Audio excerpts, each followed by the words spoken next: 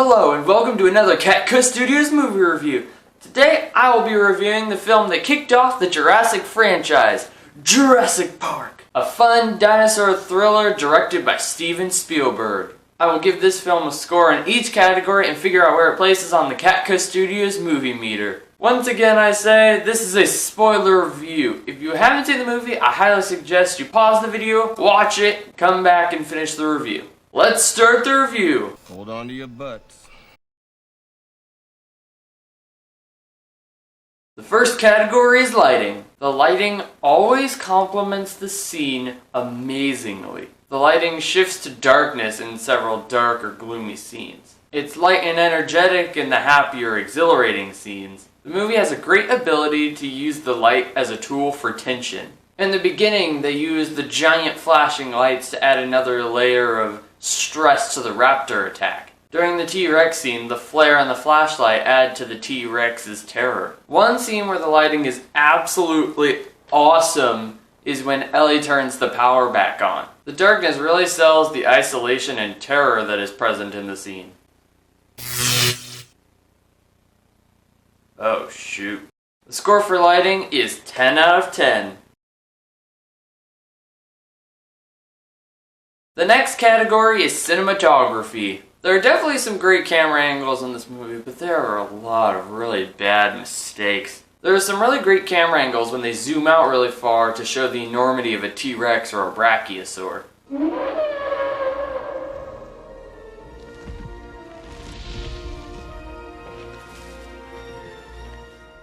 Although this movie has the worst shot continuity of any movie ever. In the hatching scene, they cut to Grant watching the egg hatch, and the little egg turner doodad is around it. Then they cut to Hammond watching it hatch, and it doesn't have the egg turner doodad around it. And that's the shot that they stick with for the rest of the scene. Come on, little one, come on. Come on then. Come on then. So overall, passable but some horrendous mistakes. The score for cinematography is 6 out of 10. The third category is sets.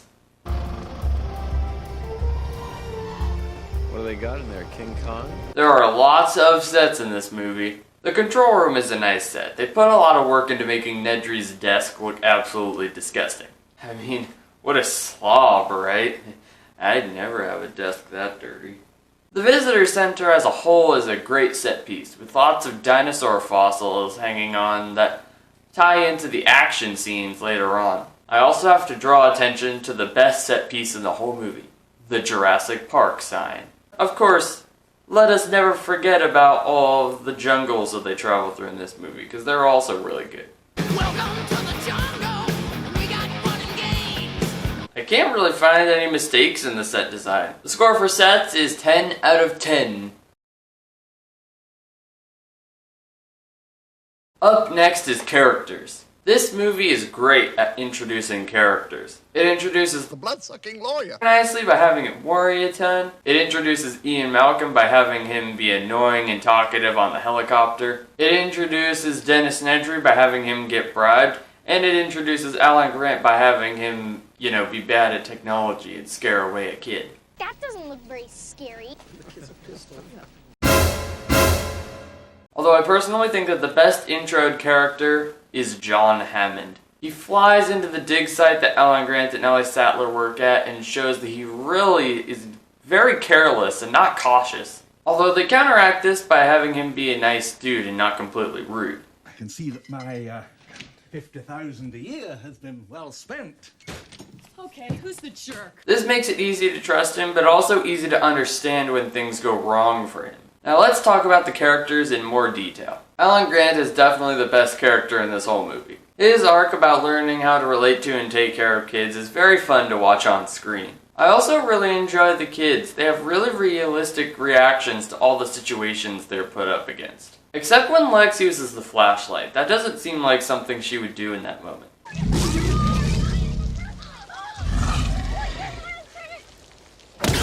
Now let's talk about Ian Malcolm. He has the majority of the one-liners in the movie. Must go faster.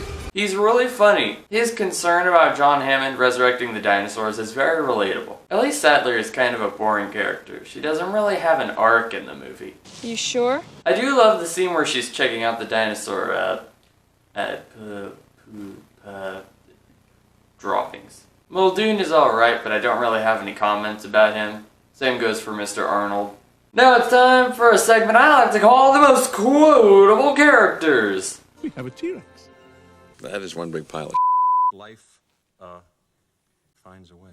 Welcome to Jurassic Park.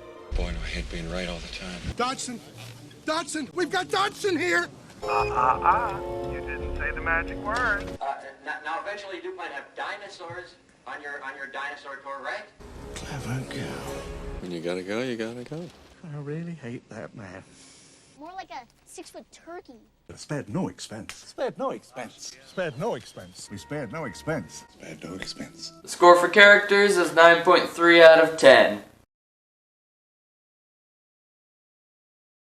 The next category is plot. The plot of this movie, if you haven't heard already, is that a character named John Hammond creates a park filled with, who am I kidding? Everybody knows the plot of Jurassic Park. Let's just talk about how ingenious it is. You would never think of humans creating a park filled with dinosaurs, but that's totally what would happen if genetics could do it. The plot's been stretched out for a few years now, but let's just admire the ingenuity that kicked the series off. Now let's get into some bigger details. The opening of the movie is a great opening that puts the rest of the movie into motion really well. None of the researchers would have been hired had that worker not died. It also really sells the danger of the raptors. Another one bites the dust.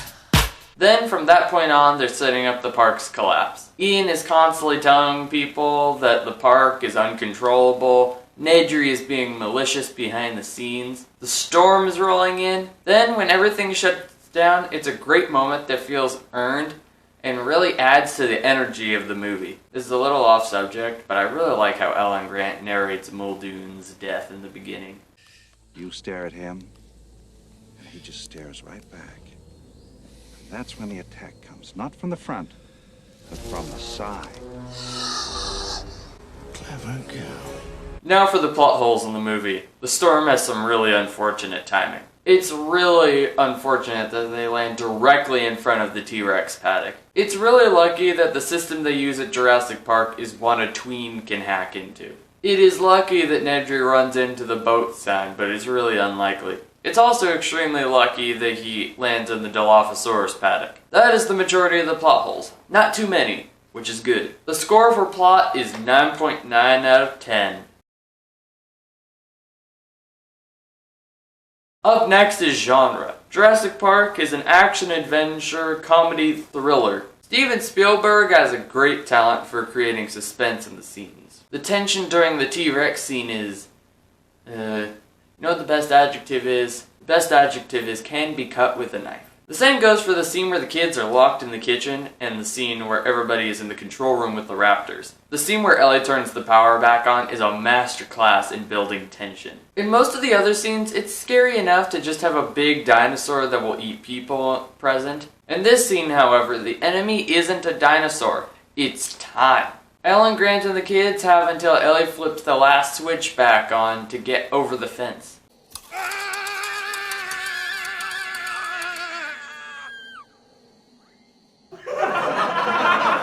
The tension starts when the kids start climbing the fence. The power warning comes on. From that point forward, we're holding our breath until Ellie flips the last switch. The scene also ends on a bit of a cliffhanger and cuts to Ellie being chased by raptors, leaving us, the audience, to wonder whether or not Timmy is alive. The movie may be a thriller, but it's also a comedy. Just the fact that Jeff Goldblum was cast makes it a comedy. There are several one-liners that were displayed in my quotable lines compilation. The jokes in this movie aren't as numerous as in some other movies, but the ones that are there never miss. The score for genre is 10 out of 10. Now we're going to talk about the antagonist. The antagonist is confusing on many levels because it's pretty unclear who the actual antagonist is. There's two different ideas here, the villain and the antagonist. If you want to pinpoint a villain, you should probably go with Dennis Nedry. As a villain, he's pretty good. He has a lot better motivations than the average villain. He has a grudge against Hammond because he thinks that he deserves more money. Money that Hammond is unwilling to give him. Don't get cheap on me, Dodson. That was Hammond's mistake. Man, the one time that Hammond did spare an expense. Thus he goes to a man that gives him all the money he could want. Dodson. Dodson! Dodson! We got Dodson here! He steals the embryos and leaves everyone to be killed by the storm if the dinosaurs don't eat them first. Which they probably would have. He gets the comeuppance that the audience is waiting for when he gets eaten by the Dilophosaurus. At the end of the day, he's a good villain, but he's not the true antagonist. Nedry is the antagonist for the people who need someone to root against. The fact is that he's fundamentally not an antagonist. An antagonist is somebody who directly opposes the protagonist. Nedry does not directly oppose Alan Grant. He directly opposes John Hammond. I really hate that man.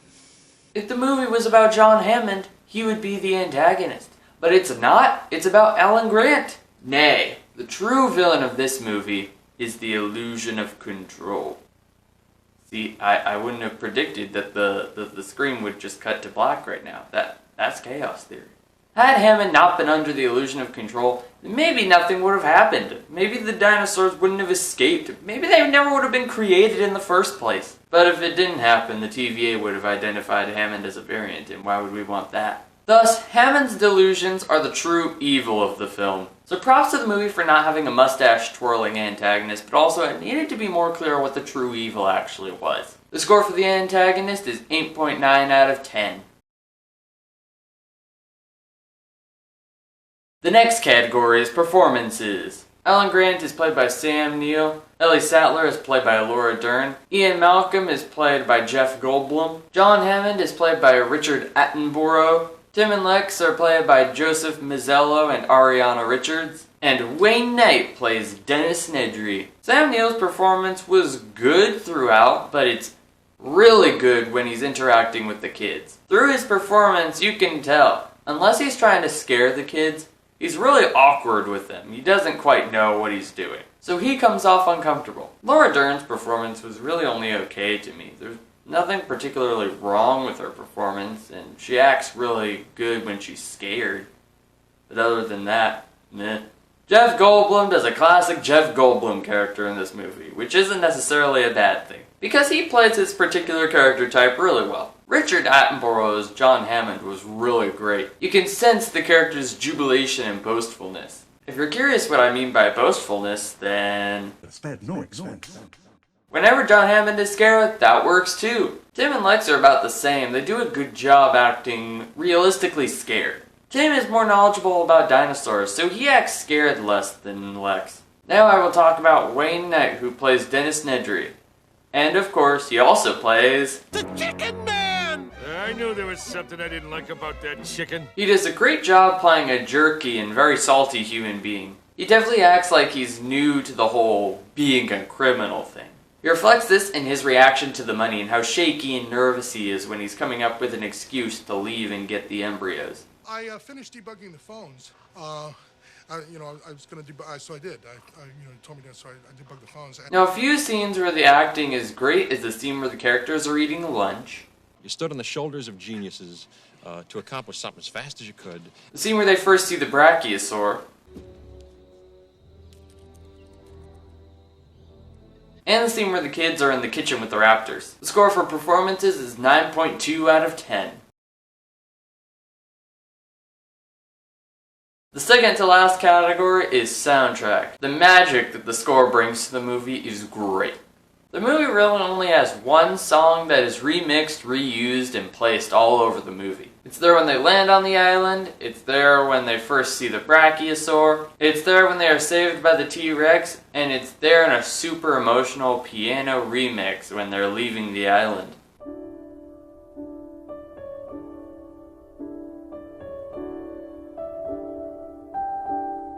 I say this movie's score is probably the score that I find myself humming the most. These spots don't use the same score I've been talking about, but I do really enjoy the score in these scenes. scene where the power turns back on, and the scene where Grant and Timmy are running away from the car. I cannot find any faults with the score at all. The score for soundtrack is 10 out of 10. The final category is messaging. The movie's messaging is actually detached from the main character's arc.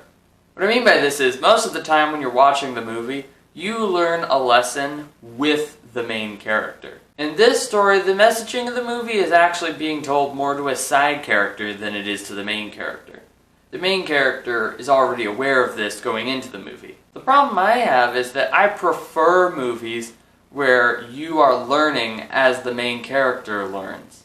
This way you can understand the messaging the main character is receiving because you are also receiving it. The way this movie does it, the messaging feels less focused. It's really great messaging, but it's less focused. The end?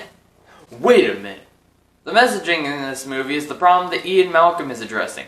Chaos theory. John Hammond is messing around with nature. He brought back a dead species and assumed he could control them. See, here I am now by myself, talking to myself. That's chaos theory. Malcolm realizes the truth from the very beginning. You can't control what is uncontrollable. You can't bring order to chaos. That is the messaging of the movie.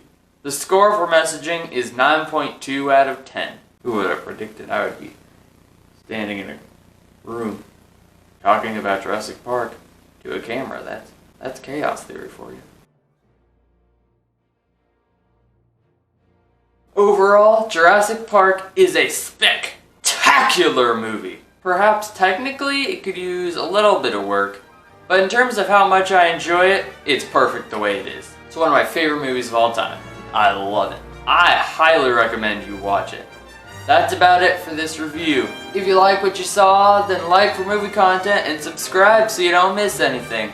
That's about it, and I will see you later.